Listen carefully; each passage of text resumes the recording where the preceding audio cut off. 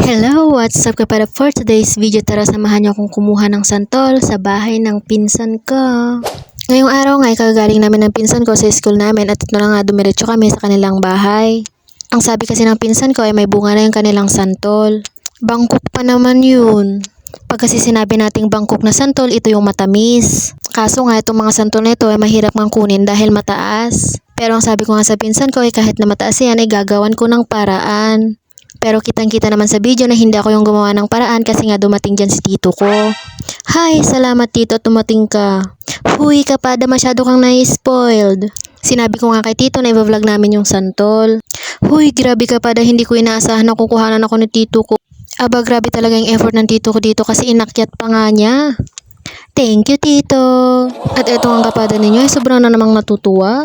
Ngayong taon nga pala kapada, ito pala ang una kong kain ng santol. Hindi ko pa nga lang ito nakakain ay naglalaway na ako. Babalatan ko nga lang pala ito ng manipis tas kakainin ko na lahat. Makakain nga pala ito lahat kapada kasi nga hindi ito mapakla, matamis nga lahat. Huwag nyo na tignan ng pagmumukha ko dyan kapada at baka hindi kayo maniwalang matamis yung santol. Dahil nga yung santol na yan kapada ay matamis talaga, ganyan talaga kapag unang kain pa lang.